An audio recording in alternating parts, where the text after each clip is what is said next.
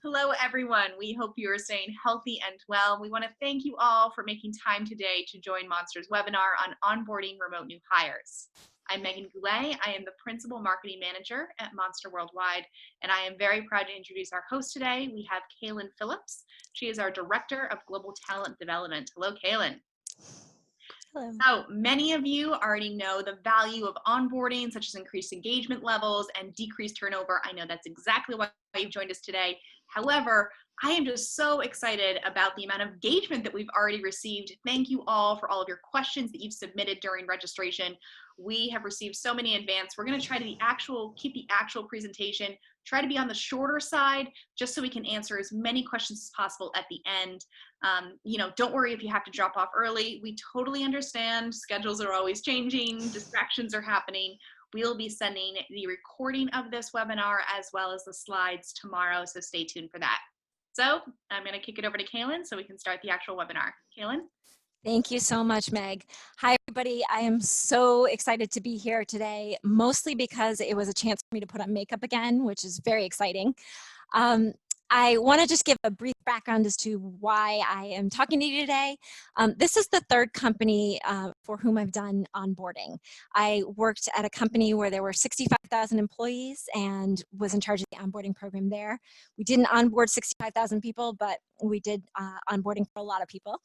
I worked for a small company that started with 850 people and was about 1,200 when I left, and now I'm here at Monster and have revamped their onboarding program as well. So one of the things that's most important for you guys to remember right now is the fact that no one expects this to be perfect. So I actually heard from an employee the other day who said, oh, I was actually not expecting anything for onboarding since everybody's remote right now. This is really cool. So the good news is if you don't have a robust remote onboarding program yet, it doesn't matter. They're not expecting perfection. What they're expecting is for you to be there and to care.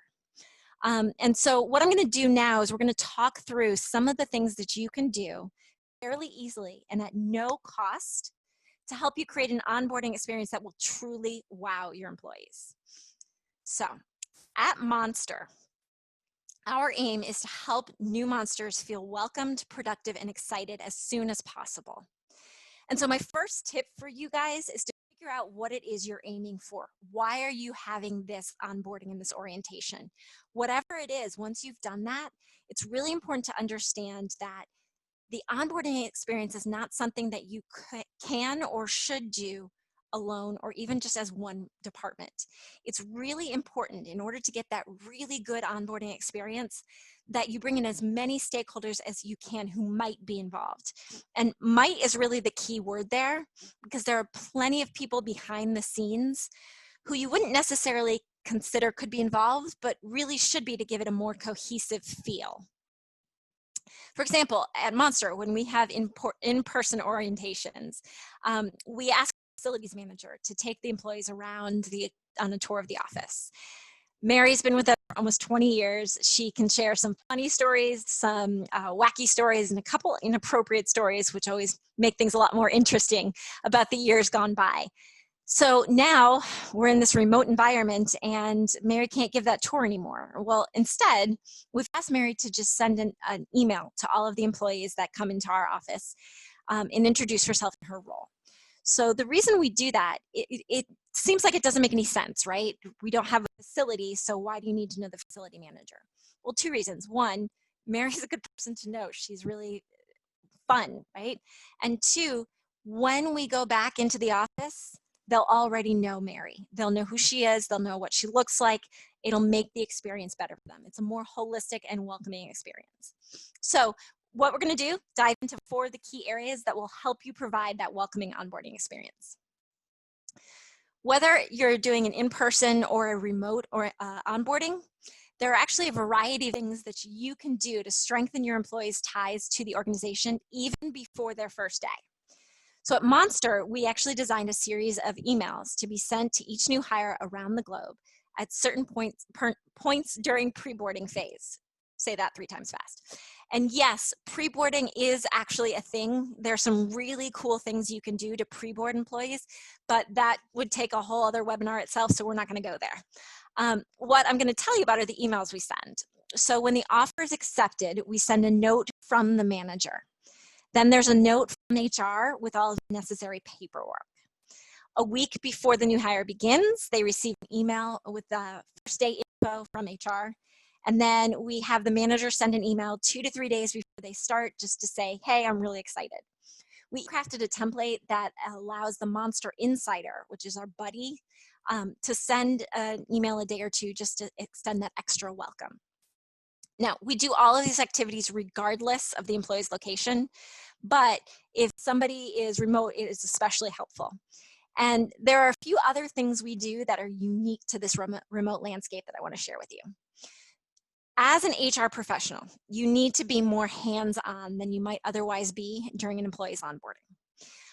On day one, you got to reach out and let them know you're there. And as silly as it sounds, you got to let them know you care. In this environment, that's what people want. Those first 45 days are always important, but they're especially important now in this new world. And your HR touchpoint becomes that much more important. For that reason, we also encourage you to reach out multiple times over the first few weeks of the new hire's journey. But you in HR aren't the only one that's going to have a different experience than normal. IT usually can just go in, set up the computer on the desk, and call it a day. Now they can't do that. They have to actually grab a box, put everything in the box, make sure everything's set, make sure all the programs are there, and send it out. This actually gives you a great opportunity for another touch point. You can have them print out a note and put it in the box. You can even have it signed by the recruiter or by the HR business partner. This tiny little step is going to make it just that much more fun when they open the box, right? They're going to open the box and there's a note saying, yay, I'm so excited you've joined us. That matters, and that's the welcoming difference that we look to. Speaking of IT, one of the things that we highly encourage is that you make sure that the hiring manager knows what the employee is going to get when they open their computer, okay? So make sure that you have an idea and the hiring manager has an idea. What programs will they have access to on their first day? What do they need to set up themselves? What do they need in terms of waiting for passwords or access or things like that? Have all of that information ahead of time so that on day one, when you're triaging and troubleshooting, you know what to be prepared for. The truth of the matter is, no one really expects you to have everything on the first day for them. What they expect is that you know what's missing on that first day, right? That you're in the know, that you can control the controllables. If everybody's running around scrambling because we didn't know that we didn't have access to the LMS today, that is a not so great experience. If nobody's worried because we know that you don't get access to the third day, that's fine. I don't need it today, right? What we recommend too is that you have a list of what the resources are that you can turn to. Give yourself that list, give it to the hiring manager. Maybe if you have an insider, give it to them, and make sure that if it's appropriate, you give it to the employee as well. One of the other resources that we do use is our company intranet. We worked with internal comms to set up a page for new hires to welcome them to the company. This is such a small thing, but imagine the first time that the employee goes onto the intranet, they're going to see notes from the rest of the company saying how excited they are that people have joined. That connection point and those resources are really super important right now. As is giving the manager the instructions that they need to be successful. So at Monster, one of the things we did a little while ago is we put together a hiring manager guide. They get this as soon as they start the hiring process, and it helps them to know what to do during their first 90 days. Yes, 90 days, first 3 months, to help the new hire get up to speed. Now that we're in this remote world, we amended it and made it an onboarding hiring guide, hiring manager guide. And so what this does is it says, yes, manager, you still need to create a specific plan to help the new hire ramp up, but there are also a lot of other things you're going to need to do to be hands-on during this time. We have always recommended that they have an insider. This is a person, it doesn't need to be somebody high up in the company.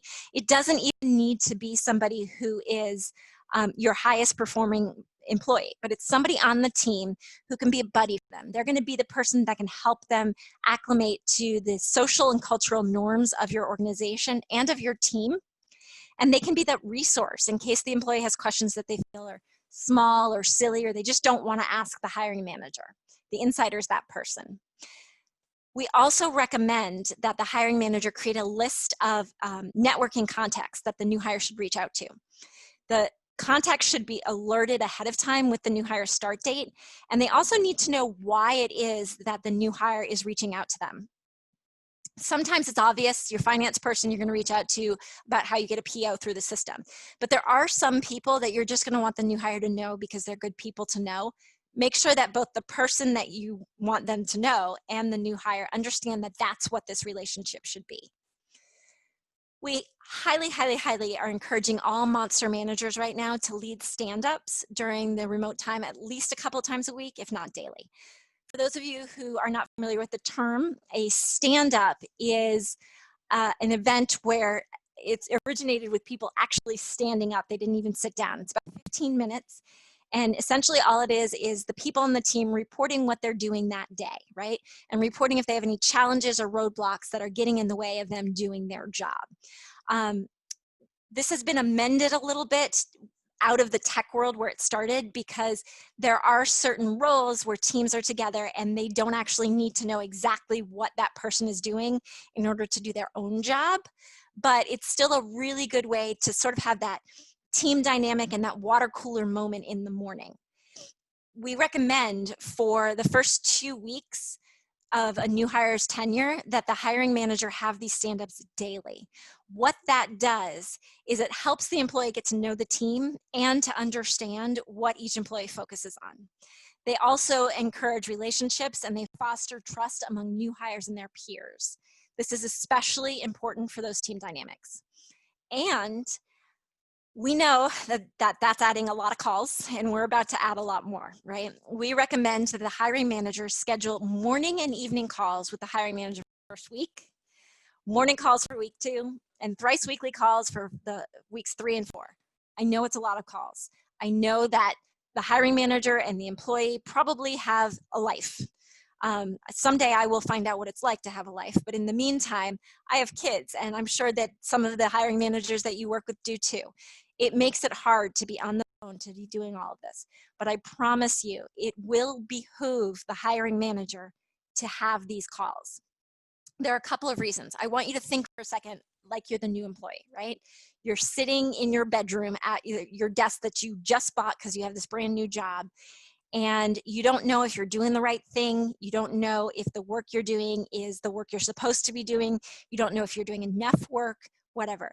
You now have this beacon of light that at the beginning of the day and at the end of the day, you're going to be able to check in with your manager. So you can't get too far off course. And for the manager can actually have the employee collate all of their questions together, and then at the end of the day, ask those questions, right? So the manager won't get the impromptu emails, the IMs, et cetera, throughout the day. We also make sure that the managers add all of the distros and the calls and the appointments to the employee's calendar and everything like that, because we don't have the advantage right now of going and running by someone's desk and saying, oh, Jane, you should join me at this meeting, right? We don't have that luxury. So it's important that we think ahead and schedule these meetings in, that we add people to the right distro list. Think about how Jane would feel if she found out later she missed that meeting and she didn't know that she was supposed to be there. She thought it was on her calendar. You know, all of these things are just going to go through her head. She's going to panic. And it's really just because we didn't put her on the distro list. So that's really important as well. And then lastly, we recommend that managers put together kind of a schedule for the team to set up intro meetings with a new hire. This is really not about the work that gets done. That'll be taken care of at the daily stand-up. This is about getting to know the team, because the foundation of any high-performing team is trust and communication. And so by adding a new person, you've changed the dynamics of the team, just that one person. So the sooner that trust can be built amongst the team, the sooner that you can get through the stages of team development, the forming, storming, norming that you might have heard of before, and you can really get to the performing piece of that. The last piece of this is about the employee themselves. And we said earlier that we aim to create an experience for the new hire where they feel welcomed, productive, and excited. To do that, as the first point of contact, you really become that sort of program manager for onboarding. And what I mean is, in conjunction with the hiring manager, you are responsible for making sure that the right people have been informed about the new hire start date and what the new hire needs. And you and the hiring manager should make sure that everybody understands who is giving what information to the employee. The reason that's important is if you don't do that, things are going to fall through the cracks, and it'll be 2 years later and you'll find out that an employee still hasn't learned how to use OneDrive because nobody ever taught them. So work with all of your stakeholders, but especially the HR team, to create a variety of introductory and orientation calls to get the right information to this new hire.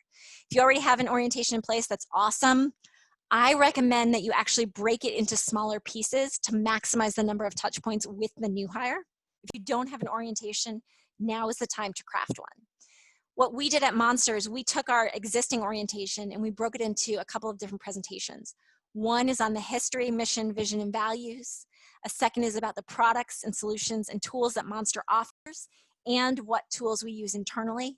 And then we have a third presentation that is unique to only our permanent employees, whereas the first is for contractors and permanent employees, and that discusses benefits.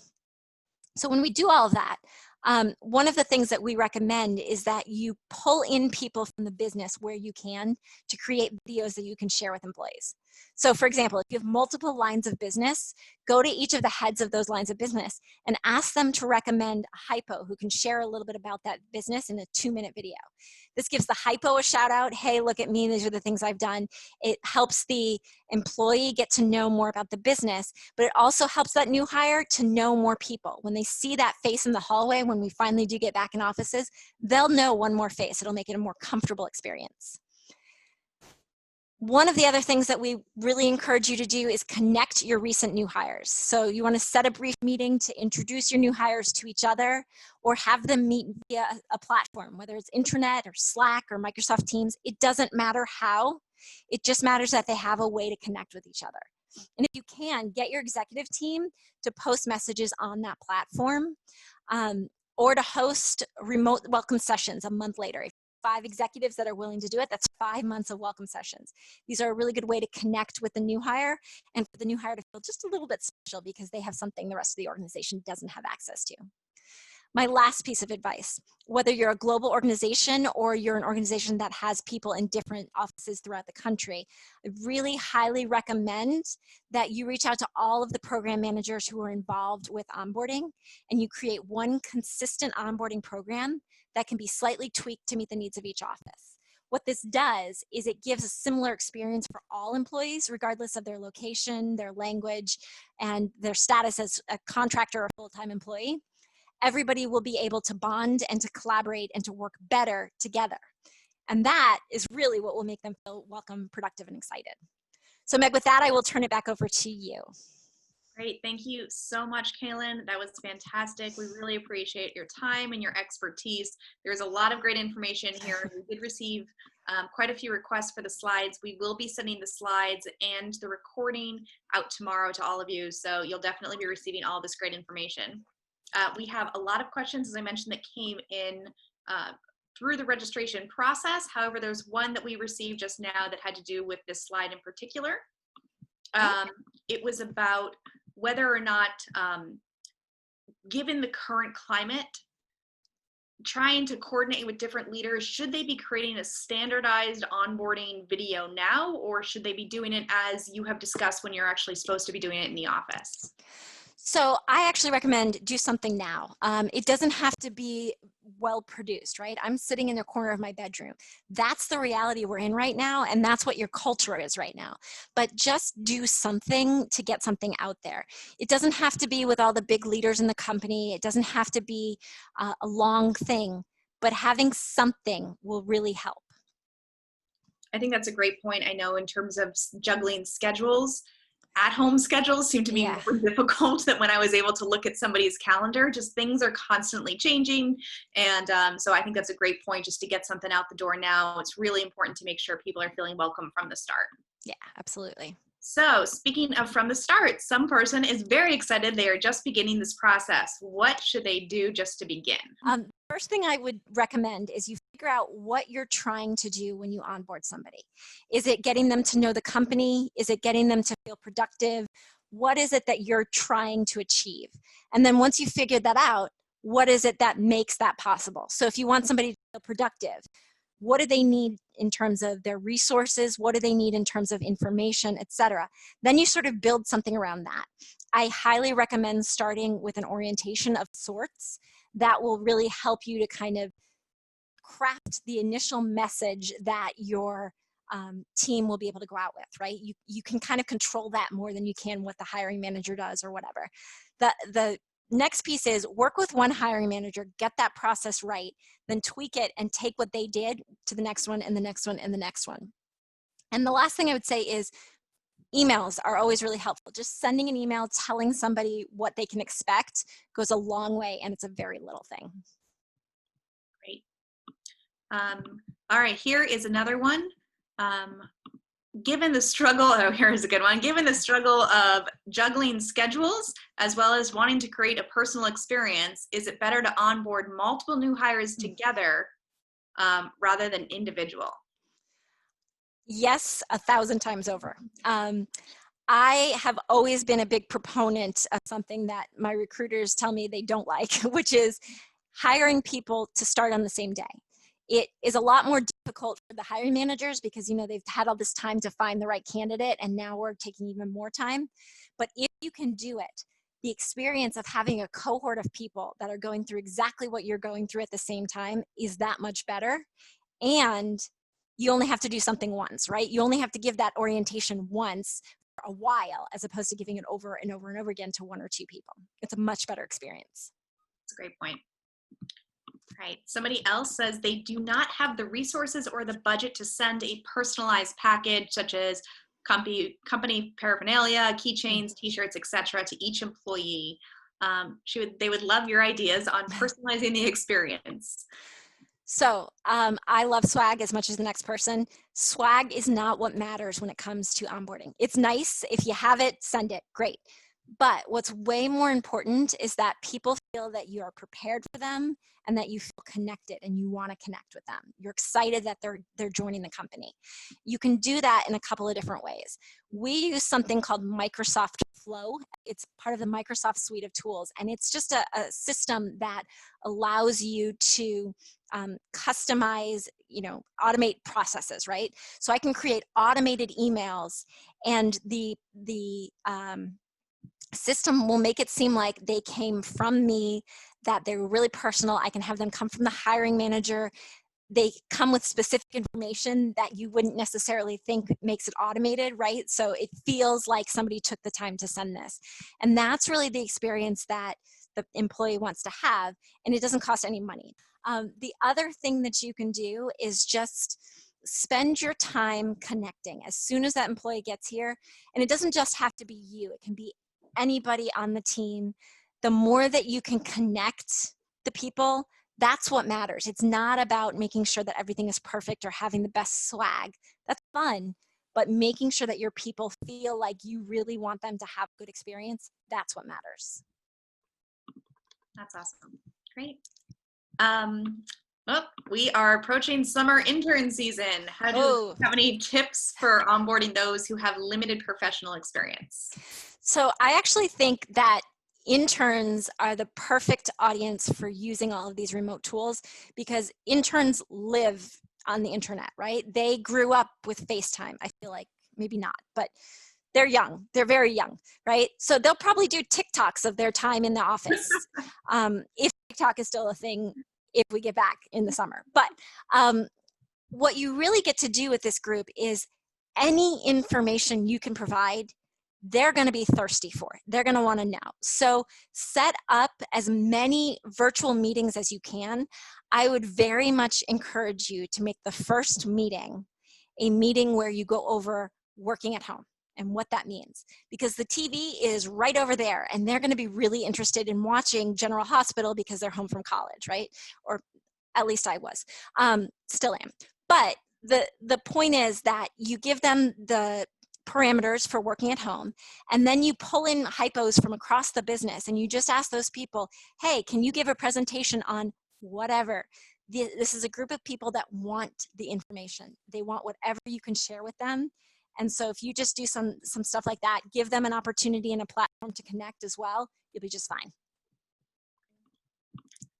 All right, this next one really speaks to me. So it says, how do we actively involve new hires and give them a snapshot of our company culture through video calls? I know, as somebody who hosts webinars now weekly, it's really hard to like demonstrate the full culture of everything that we're trying to do here through a small little screen.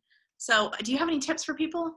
Well, the first thing to remember is that right now, the small little screen is the culture, right? So right now, the culture is that at any point, even though the door is locked, my daughter might bust down the door and come into this meeting. That is what people need to see. The more that you can make it realistic for people, as opposed to trying to suggest that there is this stuffy, everything's perfect sort of manner, right? When that's not the reality that any of us are living in, that's really important.